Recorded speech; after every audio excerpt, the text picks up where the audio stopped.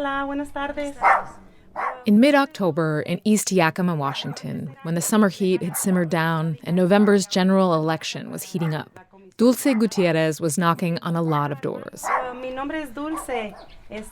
Dulce, a former Yakima City Council member, was running as a Democrat for Yakima County Commissioner District 2. Sí, ¿usted cómo se llama? Norma. Norma, mucho gusto. ¿Está en mi lista usted también?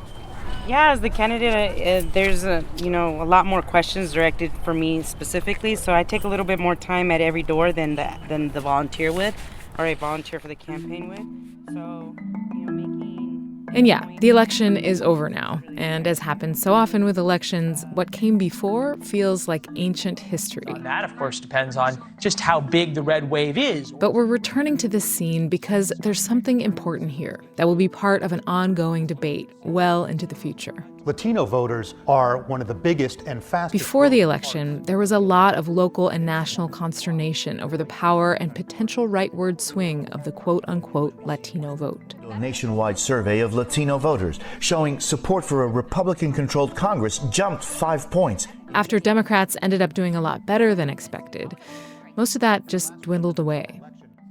But these Latino voters who political campaigns and the media were obsessing over, they didn't just disappear after the ballots were counted. So hang with us for a bit as we get to know Dulce and the voters she talked to before the election. Let me just get myself situated here so that we're going to a house. I like to start off at the end of a block and work my way over. Door knocking has always been a big part of Dulce's campaigns, especially on Yakima's east side, which is home to the majority of the city's Hispanic and Latino communities. And unlike a lot of the region's political candidates in the past, this neighborhood is where Dulce grew up, too. This is a neighborhood I grew up in. This is my child neighborhood. This is the elementary school I went to here. And my family still lives here, my aunts, uncles, my mom. This is the neighborhood they're all still in now. The schoolmates I had as a kid, their parents still live here. Since we were young, with my mom, when she started to vote, we would go with her and translate the questions on the ballot. So my mom didn't just teach me the importance of voting, but we actually would vote with her. And she would. Dulce now works for the Washington State Labor Council, helping legal permanent residents become U.S. citizens. She served on the Yakima City Council from 2015 to 2019 and was also assistant mayor for 2 years of that time. She told Crosscut staff reporter Mai Huang that she got back in the ring for a county commissioner seat this year as a way to try and shake up the status quo of political power in the region. This year I decided to run for office again because I am very aware, keenly aware, of how the county is failing our community. They really only care about sustaining the status quo and about pushing the Republican politics at the county level. Making it a point to answer questions is really a priority when I'm doorbelling. And then also folks, sometimes have questions around how to vote or how to update their voter registration, when their ballot will arrive, what the ballot looks like. So that's why I carry a ballot with me at all times. There were a couple dozen campaign volunteers who gathered in Yakima's Franklin Park on that October Saturday, also getting ready to hand out flyers and knock on doors. Claro que sí, nosotros ahorita en esta ocasión estamos apoyando a la señora Dulce. We are here right now in the supporting Dulce. Lucia Apodaca, for instance, a professional home care worker and member of SEIU 775. Nos está apoyando a nosotros. She's supporting us, and we're going to support her with our vote. So Mai tagged along with Dulce and her supporters for hours that day to see how things went, to see how Dulce's message and approach was sitting with voters. What do you think is key to getting more Latino voters to come out for this election? Que las personas o nuestra comunidad la conozcan. We need to talk to the community a little bit more about her, and they need to know her a little bit more. That's how we can get the Latin vote. Y los latinos, pues estamos. And Latinos are very anxious to have somebody like her that supports us in everything that we need. Voter turnout is always key in any race, but it seems to have been especially key in this race among this group of voters. If this community turned out for Dulce, it could make all the difference. And at the time Mai was out canvassing with Dulce and her supporters, turnout wasn't looking great. Data from Yakima County shows that turnout has been relatively low among this group of voters in all elections, but especially in midterm elections. And according to Yakima County elections data from the primary in August, just 12% of registered voters with Hispanic surnames returned their ballots. I'm curious if you've had conversations with people in your community about the importance of local races, given that Latinos, as in general, don't turn out as much for non-presidential elections. Well, it's funny that you mentioned that because that's exactly what I tell them when I go to their door. Nikki Torres is both Republican and Latina, and she grew up in Pasco, Washington, a slightly smaller city to Yakima's southeast. Nikki ran a successful campaign this election for state senate in the 15th legislative district, a district whose boundaries are in fact currently tangled up in a voting rights lawsuit. More on that in a bit. Anyway, Nikki says her work, she found, as she rang doorbells over those last weeks, was also to remind people to vote. I go, have you voted? They're like, no. Okay, when do you vote? When do you typically vote? Do you vote a couple of days before? And they're like, well, yeah, I'll see if I can fill it out this weekend. And I'm like, okay. I go, because as Latinos, we have a really bad reputation of turning in our ballots or even voting. And they're like, yeah. And I'm like, yeah. And these are the most important races. The local races are the most important ones. And I always try to educate them on that because they don't realize that. They only think about what's really pressed in the media, which is the national politics and presidential races. Turnout, of course, has nothing to do with heritage. There are complex systemic factors that contribute to these kinds of numbers. For example, the east and west sides of the city of Yakima have long been, and are to this day, very different places, with very different levels of income and different demographics. I want to say that first and foremost, Latinos, a low Latino voter turnout is not unique just to the Latino community, nor is it unique, the low turnout is not unique to the city of Yakima. Anywhere across the country where you have highly impoverished communities who have low education rates, voter turnout is extraordinarily low. And that's what we face here in Yakima. We have a highly impoverished and low educated community that lives on the east side. And now due to, redlining and, racially motivated real estate and realtor practices, we're also a hyper-segregated community. It is difficult to mobilize the community into understanding the ins and outs of an election and also catching people while they're at home because the work hours are extremely different. In the Latino side of town, and people are working day in and day out in extremely long hours. Gabriela Aro, for instance, she happened to be at home when Dulce knocked, but she hadn't really been thinking about the election that much. Life's responsibilities were getting in the way. When was the last time you voted in the election? I do not remember, but I have voted before. And what makes you decide whether to vote in an election or not to vote in an election? Sometimes I just don't have time to do it. Because I get home late from work, or sometimes I do other things and I forget. Was she aware of that there was an election coming up? ¿Sí sabías que iba a haber una elección? No sabía. No, I did not know.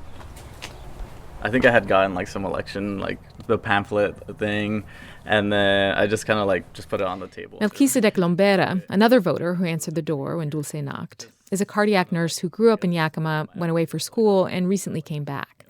The election, for a little while at least, was kind of an afterthought. Not really, to be honest. Just having barely moved back here, I just have been more focused on getting comfortable here, and I hadn't really really been aware of it. And then but it seems like there was something in Dulce's pitch that stuck with him. Her coming here, having a conversation with me, explaining the things that she stood for and everything that she was trying to do, definitely just gave me more a motivation to be I need to vote, I need to get people of color and vote for the people that are going to make a difference for the communities that we live in, especially in this community, which is a majority Latino minority community is and an impoverished one where you don't really see a lot of changes. You don't really see the city or the county putting money into this neighborhood, versus now it's well, if you want me to vote, you better take care of some issues. So Susan Sanchez was a little more skeptical. Yeah. So when you say you're not going to vote, do you mean like not vote at all, or do you mean not vote for her? For her, if she doesn't take care of the problems around the neighborhood.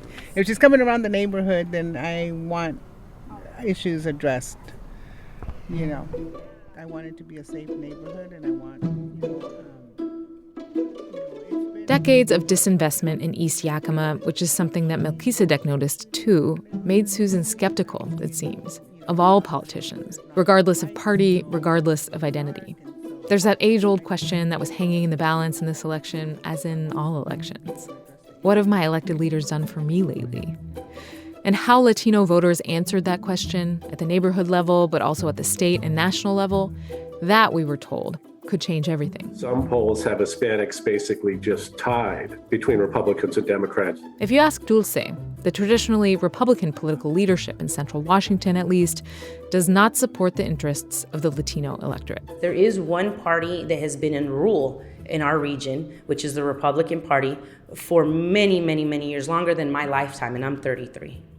And they have allowed for there to be tons of harmful policies to impact the Latino community. So naturally, the public, especially the Latino public, is going to look for alternative leadership. And we can't guarantee that that'll be the Democratic Party to step up and do all the right things. But what we do know and have evidence of is that the Republican Party won't do the right thing for us. Of course, that's not what you'll hear from those in politics who are both Latino and Republican. Nikki Torres, for instance. Traditionally, our values are more Republican, or more conservative, I should say. We're very faith-oriented, family-oriented, and hard work and country. So I think those values have always aligned with Latinos, and that's why the Conservative Party or Republican Party is what aligns. But for the most part, that's what I found, especially with when I've been door knocking and speaking with people in the community. It's kind of what I've seen and heard from them. So who knows? Dulce, for her part, didn't think the odds were in her favor. I am considered the underdog in this race, even though I'm a prior elected official and even served in the dual role of assistant mayor for the entire city of Yakima. And so to still be considered the underdog is, quite the feeling. But she made a prediction anyway. But I will say that it's a challenge that I've already overcome in the past. I'm confident that I am going to close the margin between me and my opponent, and it'll just be up to the voters to see if I can actually get the majority of votes.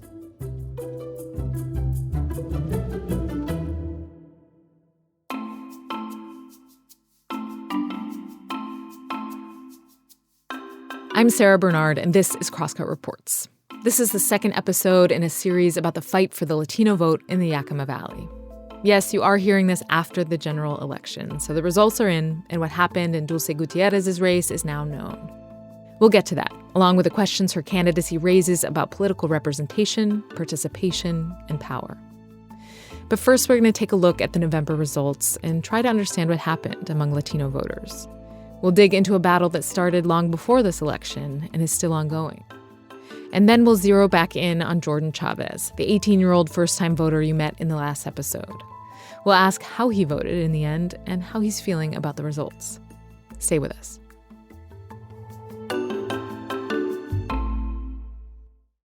So nationally, as you've probably heard quite a lot by now, the 2022 midterm election was kind of a big surprise. There it is. That's the check mark. Oh, wow. Democrats now have control of the United States Senate. It was significantly worse for Republicans and better for Democrats than everyone expected. But it appears neither Republican hopes for sweeping victories nor Democrats' fears of crushing defeats were realized. And there's been a similar story going on in Washington state. For instance, U.S. Senator Patty Murray, the Democratic incumbent, won re-election easily in the end. King 5 now calling the U.S. Senate race for Patty Murray. Despite what appeared to be a late surge from her Republican opponent, Tiffany Smiley. And Democratic candidates won both of the congressional races that were considered toss-ups. That's the Congresswoman-elect Murray Gluesenkamp-Perez from Washington's 3rd Congressional District.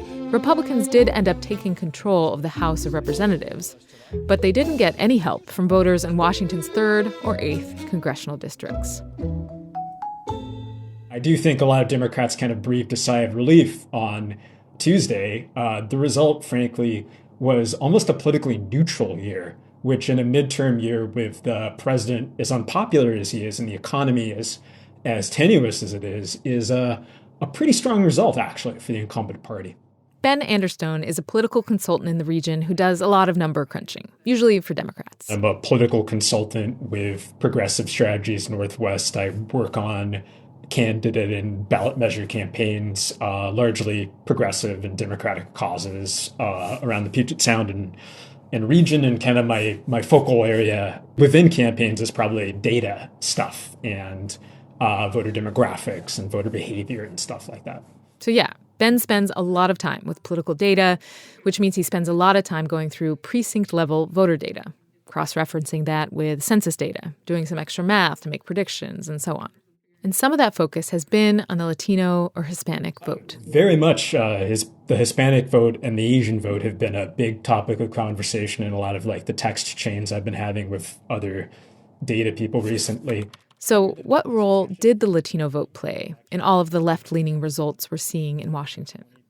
A role, for sure, but as these things tend to go, it's complex. In central Washington, where several counties are majority Hispanic or Latino, it's worth noting that Democrats did not do well.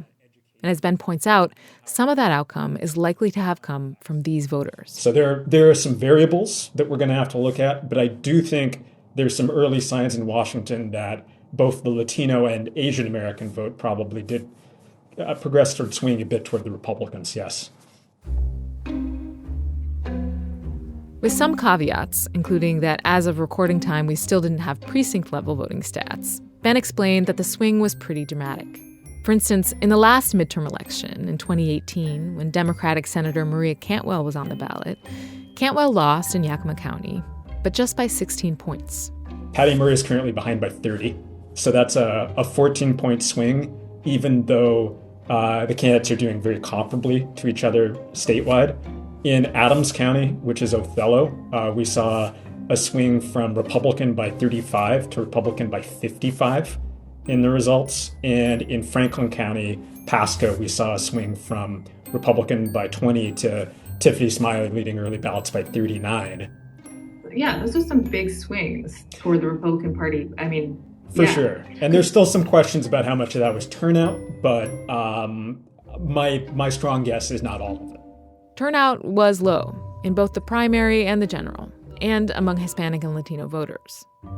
But when we're looking at swings of between 14 and 20 points in counties where, the Latino vote does not make up a high enough percentage of the vote to simply have a turnout difference accounting for that swing, I think it's pretty obvious that there's probably some Latinos who ended up voting Republican this year.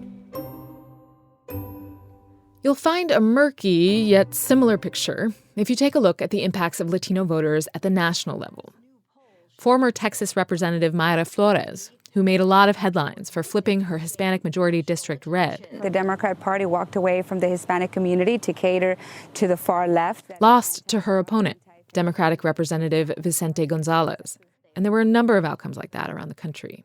But although the red wave didn't happen overall... I've heard it called, the red sprinkler. I've heard it called the red splash, the red puddle. CNN exit polls nevertheless suggest that Republicans had their best year with Latino voters since 2004. How critical was the Latino vote when it comes to shifting Florida from purple to red? Critical. The Democratic lead among Latino and Hispanic voters has shrunk by almost half since the last midterm election. So, speaking from the perspective of the Democratic Party, Ben Anderstone says there's work to do in central Washington. There are a lot of areas that have gotten bluer as the Hispanic population has grown, and this trend may be enough to totally, neutralize that. So as much as the demographics may be in the Democrats' favor in areas like Yakima, the blueness of that vote matters, not just the size of that vote, but how folks within that community vote, because it's not uniform. And I think we should not be caught off guard there and rely on just demographic change. We need to persuade people. And as for Dulce Gutierrez, her campaign did not, in the end, persuade enough people. She lost her race.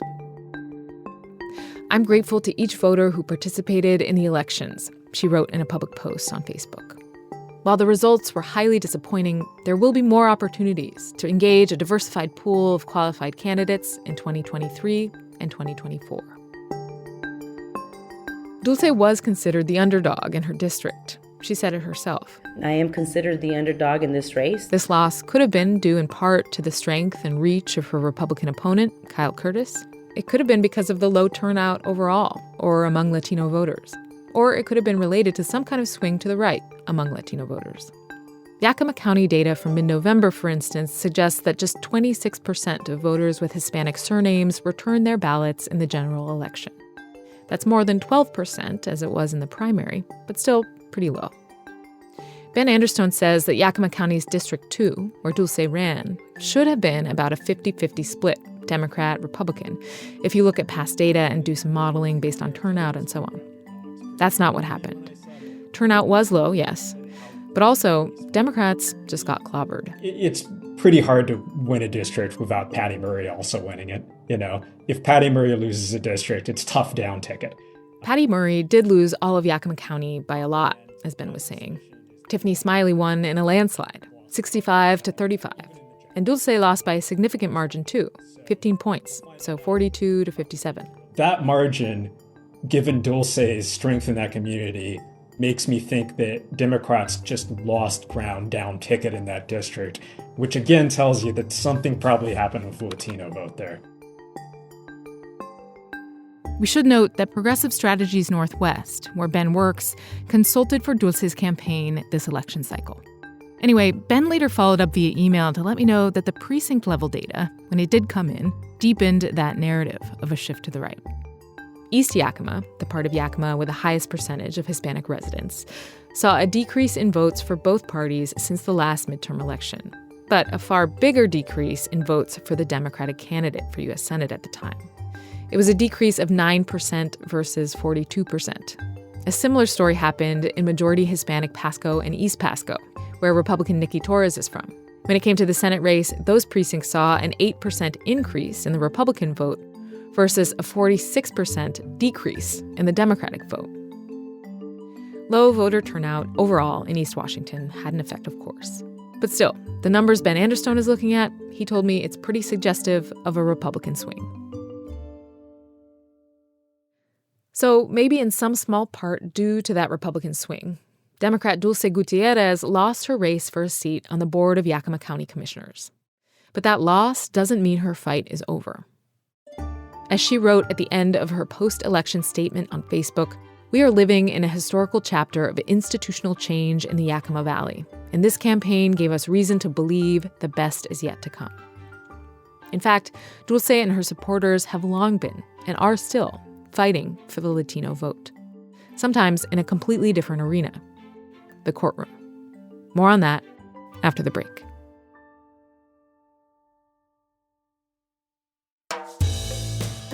Public safety, reproductive rights, the arts, education, election security. These are the issues at the heart of our civic life. And they're just a few of the topics up for discussion at Civic Cocktail, the monthly event series produced by Seattle City Club and Crosscut and broadcast on KCTS 9. For more than a decade, Civic Cocktail has been connecting community leaders from Seattle and the state of Washington to the public through lively conversations about the most important issues facing the region. And you can be a part of that conversation. Join host Monica Guzman as she sits down with the people who help shape our civic life and asks the questions that help build a greater understanding of this place we all call home. To see what we're talking about next, and to RSVP to the taping of the next episode, go to crosscut.com/events.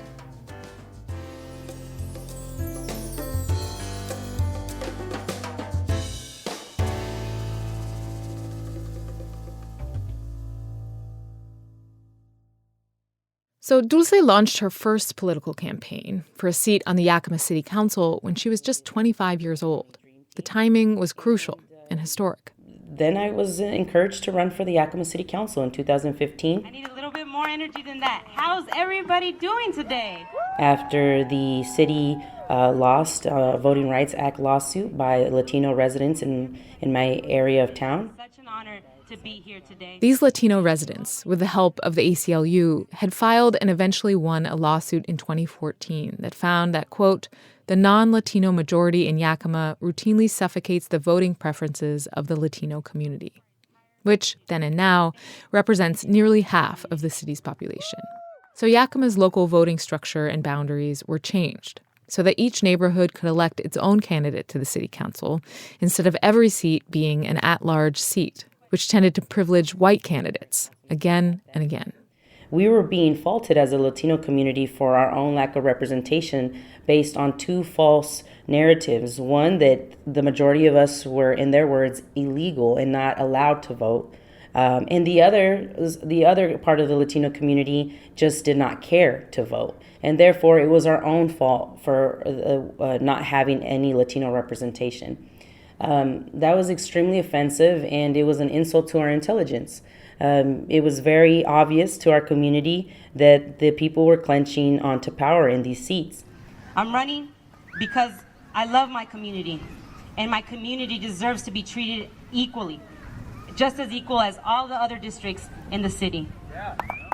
Dulce's first thought at the time was to throw her hat in the ring as a supporter. She asked 3 local elders and business owners to run for city council in 2015. But surprisingly, they turned and encouraged me to be the candidate. And it worked. Dulce Gutierrez was one of 3 Latinas elected to Yakima City Council in 2015, the first elected Latina representatives ever. A surprise, maybe, given the size of Yakima's Hispanic electorate. And I have been knocking on people's doors day after day after day. I took it very seriously, and I canvassed, I talked to neighbors, and in most cases, people had never spoken to a candidate ever in their lives. No one had ever doorbelled or door knocked in their neighborhood, their house, or talked to them directly. And that might have had an impact on turnout. And my election was the first time ever that we saw Latinos make up 50+% of the actual turnout of the district. So even though we were a predominantly Latino neighborhood where anywhere between 8 or 9 of the 10 residents are Latino, Latino turnout of the total population never had surpassed 50% until 2015 when I ran, and I'm very proud of that statistic. But the lawsuit against the city of Yakima that was settled in 2014, the fight did not end there. A similar lawsuit was filed in 2020 against Yakima County with the help of the nonprofit organization One America. It also demanded district-based voting in order to level the playing field for the county's Hispanic community. And Dulce was one of the plaintiffs. And it was a year long of litigation, and the county settled with us as plaintiffs. They didn't get everything they wanted, but the main thing that they got was, again, district-based voting in the general election for the county commissioners. Reporter Mai Huang, who's lived in Yakima for about 15 years, explained all this to me. And a redrawing of those maps. So now you have a Latino majority district in District 3. You have kind of a swing district in District 2, which is mainly the city of Yakima and kind of the nearby area. And then you have kind of one like traditional district. So that was significant. In other words, this election, 2022, is the first time that Yakima County has ever had district-based voting in the general election. According to Dulce and other supporters of the lawsuit, this is the first time that the Latino community in the county has ever had a fighting chance of exercising its collective electoral power. And Dulce, if elected, would have been the first ever Latina to serve on the Board of Commissioners, which has largely been white, male, and conservative for the duration of its history. You know, that alone is a glass ceiling that others have attempted to shatter and haven't. And, well, still haven't. But this debate over equitable access to political representation, it's not over. It's gone from the city to the county to the state level, where yet another similar lawsuit is still in play. Dulce Gutierrez is among the plaintiffs who, at the beginning of 2022, sued Washington State's Redistricting Commission over the recently redrawn 15th Legislative District. A lawsuit was filed against 3 Washington state leaders for the new redistricting plan. The 15th is a semi-rural area that cuts into part of the city of Yakima and extends through a handful of smaller towns to the southeast. It's long been held by Republican senators. Still is. But its boundaries could shift depending on the outcome of the suit, which is supposed to be heard by a U.S. District Court judge early next year. Plaintiffs allege that the recent redistricting process violated the Federal Voting Rights Act by creating a 15th district that denies Hispanic and Latino voters, quote, equal opportunity to elect their candidates of choice. The study shows this makes it difficult for Latino voters to elect candidates of their choice by diluting their votes.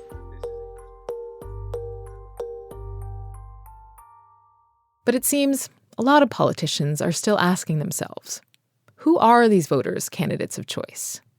Is there one choice? And how much does a candidate's party determine the outcome? And what about their identity? These complicated questions are complicated further by a candidate like Nikki Torres, the Latina Republican, who will be representing the 15th in Olympia this winter. She says she did sometimes encounter skepticism when she knocked on doors in predominantly Latino neighborhoods and introduced herself as a Republican.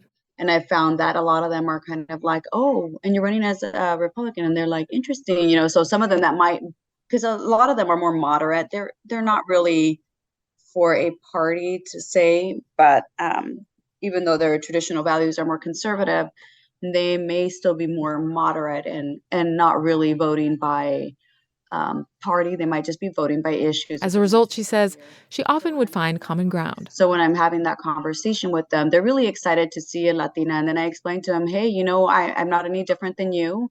I'm a first-generation Latina. I worked in agriculture. We picked probably everything that you can find around here. I worked with my parents growing up, and that was before labor laws. But they always like, really? And they're like, yeah. So I know what it's like to work hard. I know what it's like to work long, long days. And I know how hard it is to buy a home. And so then, we usually have a really good, meaningful conversation after that. They tell me their story. And I just, I feel better after I've talked to them, because I know that we're very similar, but some people just aren't really sure because of So these voters Nikki Torres is describing, you might characterize them as persuadable. They seem thoughtful and nuanced. They might be voting on issues, not political party. So remember in the last episode when I kind of characterized 18-year-old Yakima resident Jordan Chavez that way? Basically as left-wing but persuadable? I might have been wrong about that. And I just saw that a bunch of news articles were supposed red wave did not actually hit. And all right, well then I'm feeling pretty good right now. In the last episode, in case you didn't hear it, we spent a lot of time with Jordan, a very politically engaged high school grad who grew up in a politically diverse community. And we talked about all the factors he was considering as he voted for the first time. But yeah, Jordan's election night, it turns out, left him feeling all right. He told me he was doing schoolwork in a University of Washington student lounge with his roommate, and the TV was on. So I would just do work, glance, look at it, notice that not nearly as many Republicans were winning as was saying was happening. So I was just pretty content. And then I think I just waited for Washington to come out. I basically knew that Tiffany Smiley was not going to win in Washington, and it was going to be Patty Murray. And so then I was just like, I'll look at it to see it and confirm it with my own eyes. And then we saw it, and then I was like, all right, I'm going to start getting ready for bed. Granted, Jordan has recently moved from Yakima to Seattle, where he's spent a couple months steeped in a completely different political environment, a college campus. I don't think I've had a conversation with somebody who's been right-leaning or conservative this entire time I've been here. He loves it. Everybody here is left-wing or extremely progressive, and it's just it's completely different from what Yakima is, where it's everybody. Maybe there's different ways to get to the goal, but it's still the same time. It's everybody wants equality for all, no more racism, no more homophobia, affordable housing, a better healthcare system. It's just it's kind of refreshing. Still, he says, being in a politically diverse environment did have its upsides. Here, definitely my ideas have 99% of the time are agreed upon. And Yakima, they were being challenged. And that's what made me a better arguer, if that makes sense. I was able to discuss better about my topics because I had people actively opposing my ideas. Remember how much we leaned on Jordan in the last episode to give us his thoughts on the Congressional District 4 race? And in central Washington's 4th District, Representative Dan Newhouse. The one that came down to Republican incumbent Dan Newhouse and challenger Doug White, a Democrat? Unsurprisingly, Representative Newhouse easily won re-election in District 4 by 36 percentage points. And after all the time we'd spent talking with Jordan about Dan Newhouse, about what he was thinking about that specific race, what he said about who he voted for when I finally asked him surprised me. So I voted for Doug White, but I was not at all unhappy that Dan Newhouse won. Doug White was I just wanted some new blood in the system. And so I voted for him regardless because I think America needs to become more progressive. So I voted for him. I knew it's Southeast Washington. I knew Dan Newhouse was going to win. So I didn't really get my hopes up. And I'm not saying Jordan misrepresented his feelings about Dan Newhouse. He's still cool with him. With Dan, it's just I was not sad. I found out he won. I was expecting it. I was fine with it. He's just really not that cool with Republicans. It didn't really matter to me that he was a Republican because he still at the end of the day, I knew he didn't blindly support Republicans and he still had his own personal beliefs. So yeah, maybe moving to Seattle has helped Jordan stretch out a little, feel a little more politically at home. Conservatism is in my mind and how I interpret it, it looks like we're constantly going backwards if we want to keep tradition and keep the things the way they are. And so being progressive and constantly changing, constantly implementing new things and constantly just being new, that's what I think a government should be.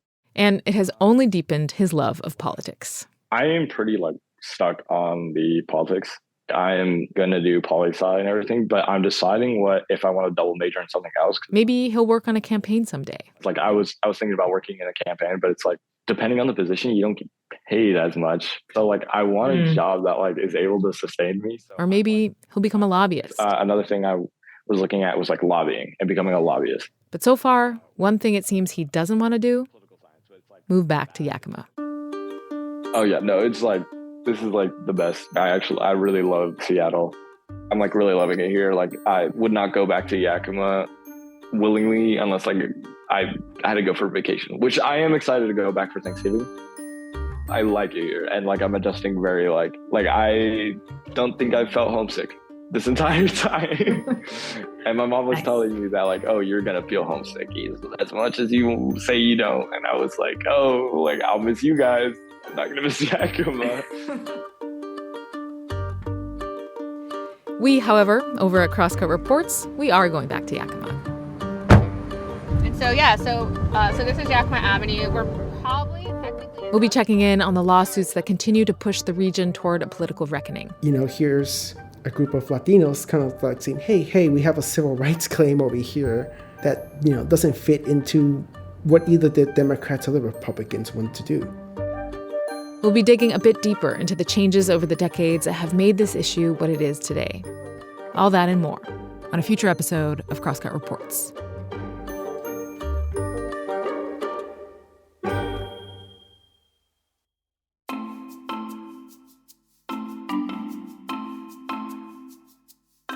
Thanks for listening to Crosscut Reports. This episode was reported by Mai Huang and produced by me, Sarah Bernard. Our story editor and executive producer is Mark Baumgarten. Also, a big thanks to Leticia Mares, who helped with translations while we were out door knocking with Dulce Gutierrez.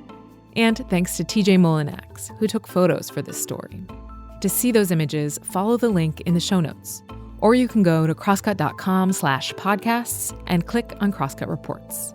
You can subscribe to Crosscut Reports wherever you listen, and whatever platform you're listening on, please review us. We'd love to know what you think of the show.